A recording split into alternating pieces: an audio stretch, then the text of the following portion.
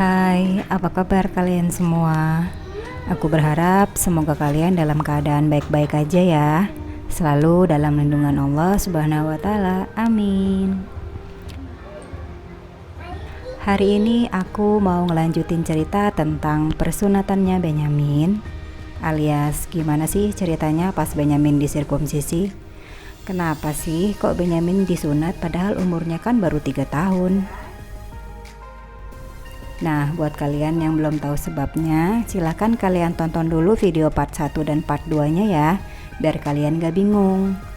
Karena aku udah ngejelasin semuanya di sana, jadi kalian bisa langsung cek description box aku untuk klik linknya di sana. Karena udara, ya kan? Kalau itu bisa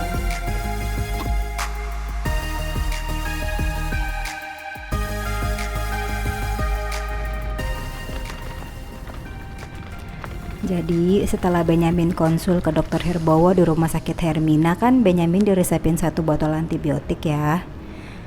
Antibiotik itu untuk mengurangi infeksinya dia.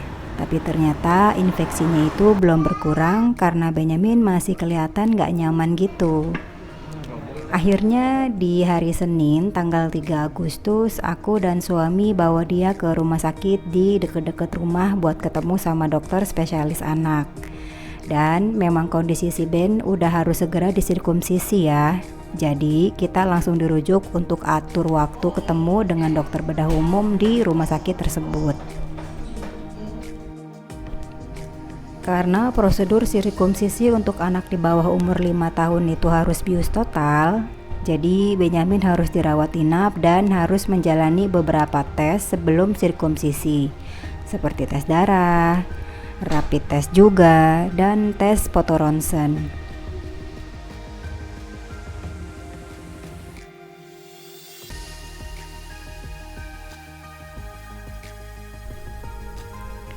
Malam itu juga si Benyamin langsung dirawat inap sambil kita nunggu dapat jadwal sirkumsisi dari dokter bedah. Kita juga nunggu hasil tes-tes dia tadi yang bakal dibacain sama dokter spesialis anak besok pagi.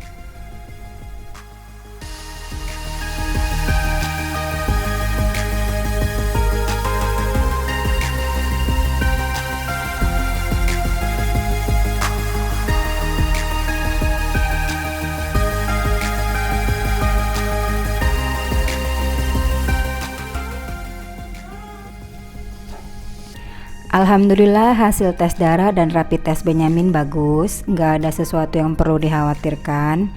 Tapi untuk hasil foto ronsennya memang lumayan agak mengkhawatirkan. Tapi kita minta ke dokter untuk hold dulu pengobatannya karena sekarang ini kita pingin konsentrasinya ke soal sirkumsisi si Ben dulu. Dan alhamdulillah menurut dokter pengobatan untuk paru-paru si Ben ini masih bisa ditunggu sampai proses sirkumsisinya selesai.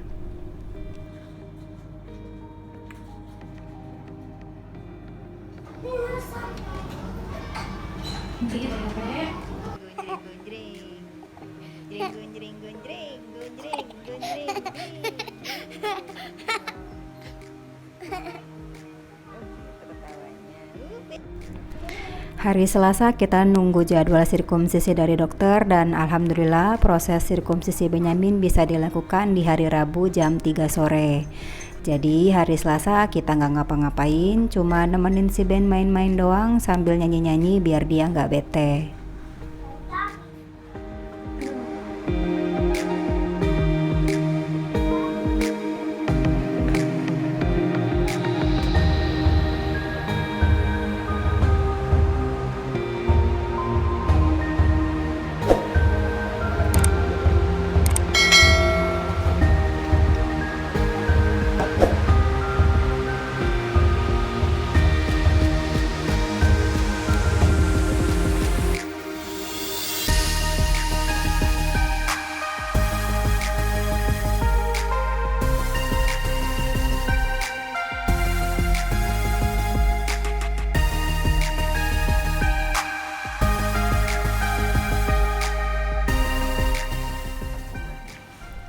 Di hari Rabu, Benyamin udah mulai puasa dari jam 9 pagi sampai jam 3 sore. Disinilah kesabaran aku dan suami benar-benar diuji, karena si Benyamin tantrum parah. Dia nangis-nangis terus karena dia kehausan dan kelaparan. Lumayan menguras energi dan tentu aja kesabaran ya di saat-saat kayak gini. Apalagi kita sekamar ada 3 ranjang dan semuanya pasien anak-anak. Tahu sendiri kan tantangannya gimana? Tapi ternyata dokter datang dan menginfokan ke kita kalau jadwal sirkumsisinya terpaksa diundur karena kamar operasinya penuh. Ternyata di hari Rabu itu ada pasien kecelakaan yang perlu segera ditangani. Akhirnya jadwal Benyamin mundur kurang lebih di jam 5 sore.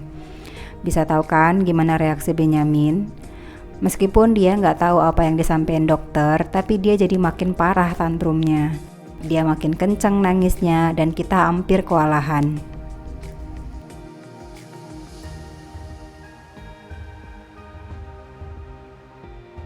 Tapi alhamdulillah papanya Ben bisa nenangin Benyamin sampai Benyamin tertidur. Kayaknya dia udah kecapean juga sih nangis sambil teriak-teriak.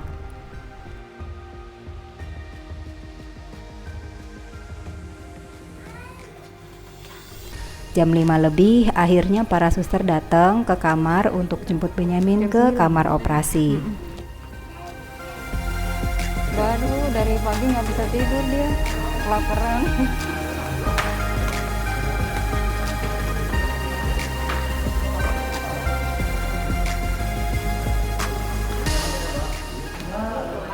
Saat itu Benyamin masih tidur pules ya. Dia sama sekali nggak bangun saat suster dorong kasur rawat dia masuk ke dalam lift. Tapi sesampainya di kamar persiapan sebelum operasi, si Benyamin bangun dan nangis lagi. Dia nggak mau digantiin bajunya juga sampai aku harus dibantu sama suster untuk melepas baju dan ganti baju khusus kamar operasi.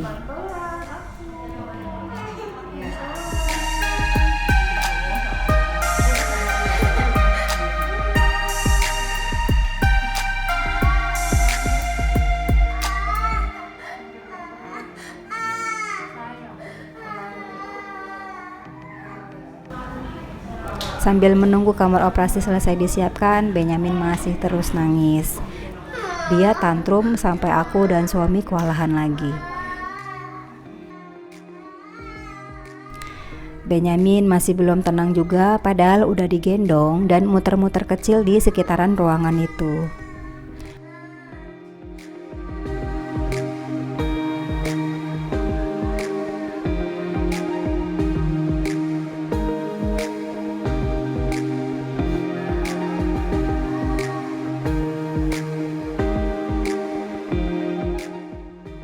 Akhirnya petugas kamar operasi datang dan kasih obat penenang untuk Ben lewat infus. Aku sempat tanya itu obat apa, dan petugas kamar operasi bilang itu salah satu obat bius biar si Ben lebih tenang kondisinya. Jadi saat di kamar operasi nanti si Ben gak kecapean akibat teriak-teriak terus. Itu tadi apa yang dimasukin? Sebagian dari obat bius, cuma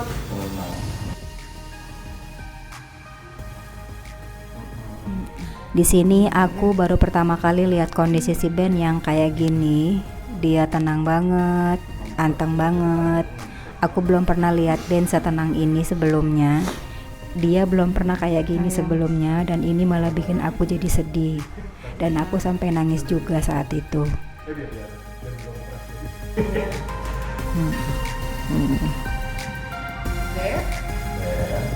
Benyamin. Nggak apa-apa ya. Nggak apa-apa ya.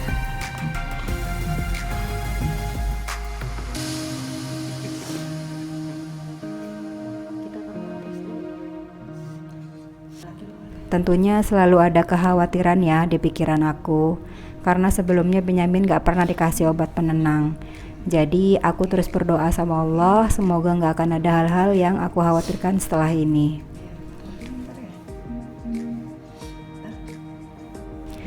Setelah semua persiapan kamar operasi selesai, Benyamin langsung disuntik anestesi dan dilarikan ke ruang operasi. Aku sempat tanya ke petugas kamar operasi, kira-kira berapa lama biasanya kalau anak disirkumsisi?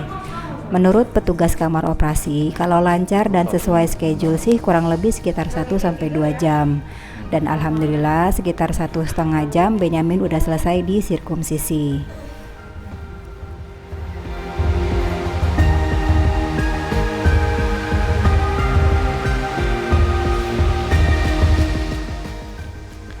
Aku langsung dipanggil ke kamar pemulihan pasca operasi untuk nemenin Benyamin sampai Benyamin siuman dari pengaruh anestesi. Jadi tujuan aku dibolehin masuk ke dalam kamar pemulihan pasca operasi ini juga karena biasanya anak yang habis disirkumsisi itu suka cari-cari orang tuanya dan nangis. Nah ini yang gak boleh sampai terjadi. Anak-anak yang habis sunat itu tidak boleh menangis. Bukan hal sepele juga ya soal gak boleh nangis ini. Jadi kalau anak sampai nangis, luka pasca operasinya itu bisa terbuka lagi dan bisa mengakibatkan pendarahan. Nah saat itu juga Benyamin nangis dan dia juga pendarahan karena saat itu Benyamin gak nyaman dengan kondisi kamar operasi yang banyak sekali suara-suara monitor. Saat itu kan yang habis dioperasi bukan Benyamin doang ya. Jadi tentunya pasien-pasien lain masih harus dipasang monitor untuk bisa dicek kondisinya pasca operasi. Kalau soal monitor ini aku kurang paham ya fungsinya untuk apa. Jadi buat kalian yang lebih paham silakan aku dikoreksi dengan bijak ya di kolom komentar.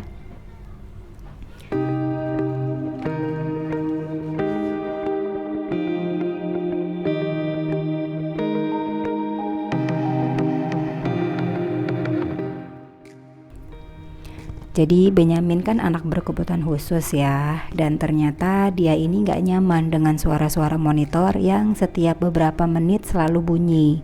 Karena setiap kali monitor bunyi, si Benyamin jadi kebangun dan nangis. Itu berulang terus sampai akhirnya Benyamin pendarahan. Saat itu Benyamin sampai harus dimasukkan lagi ke kamar operasi untuk dicek kondisi alat kelaminnya dan ditutup penyebab pendarahannya itu. Di sini aku benar-benar lemes banget rasanya. Aku berharap semua berjalan lancar dan ternyata Allah kasih aku ujian satu ini yang enggak aku sangka-sangka sama sekali sebelumnya. Saat aku coba minta penjelasan dari dokter bedah, beliau menjelaskan bahwa memang kondisi anak pasca sirkumsisi itu jangan sampai menangis. Karena luka pasca operasinya yang belum kering itu bisa terbuka kembali. Jadi buat orang tua yang anaknya mau disirkumsisi, ini bisa digarisbawahi dan diperhatikan sebagai catatan penting ya.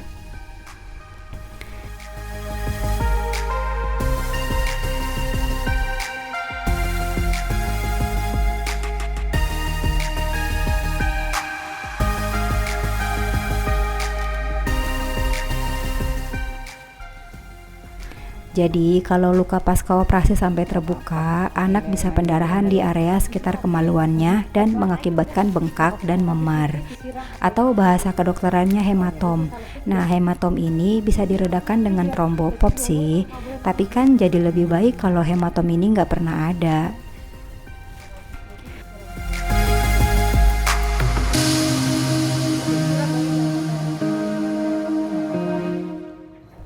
Aku nggak tahu persis kenapa masa pemulihan pasca sirkumsisi si Benyamin ini bisa lebih lama dari normalnya.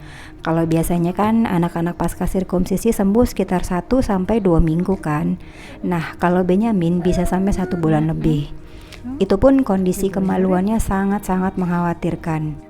Keadaannya membengkak dan memar di sepanjang penisnya. Bisa kebayang gak sih Bu kayak gimana bentuknya? Aku mau kasih lihat kondisinya kayak gimana di video ini, tapi karena banyak pertimbangan, akhirnya aku putusin untuk nggak masukin fotonya di sini. Jadi buat yang penasaran hematom pada penis pasca sirkumsisi itu kayak gimana, silakan cari-cari aja di Google ya.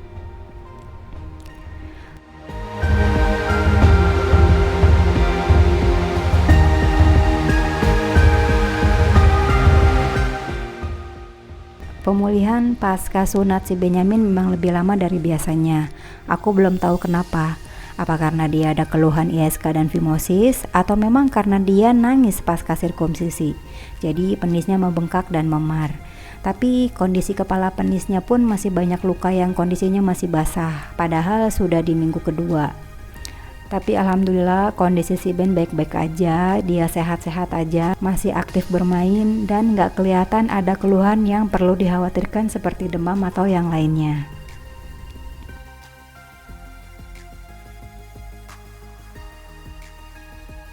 Saat ini kondisi kesehatan Benyamin sudah jauh lebih baik dari sebelum disirkumsisi. Makannya juga jadi lebih lahap dari sebelumnya, dan berat badannya pun sepertinya bertambah ya, karena pipinya itu kelihatan lebih berisi saat ini.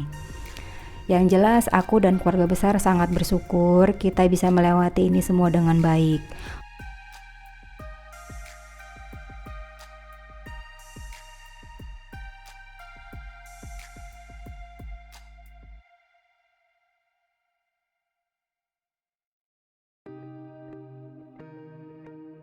Beberapa saran untuk para orang tua yang mungkin punya permasalahan yang sama seperti kami saat ini bakal aku tulisin di description box aja ya. Jadi kalian bisa lebih banyak persiapannya. Karena terus terang aku dan suami saat itu benar-benar kurang persiapan dan akhirnya banyak sekali hal-hal yang harusnya bisa lebih diperhatikan malah terabaikan karena kami sama sekali tidak tahu. Semoga video ini bisa banyak membantu dan bisa memberikan informasi yang kalian butuhkan ya. Kalau ada penyampaian atau kata-kata aku yang kurang tepat, mohon dimaklumi ya, dan silakan dikoreksi dengan bijak di kolom komentar. Jangan lupa selalu dukung aku dan keluarga kecil aku dengan cara subscribe channel ini dan like juga, supaya aku tambah semangat bikin video yang lebih baik lagi untuk kalian. Kalau gitu videonya sampai sini dulu, sampai jumpa di video aku selanjutnya. Bye-bye. Boleh pulang. Nanti kalau udah kena tuh. air kan yang putihnya ngupas, nyeplok. Terus itu juga hilang nanti dia dilepas nanti itu ya. Udah itu biar aja baru nggak usah dipakai-pakai. Nanti pakai salep aja asalnya. Ada.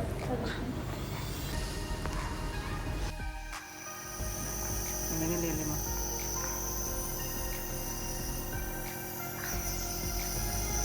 Enggak, kamu biasa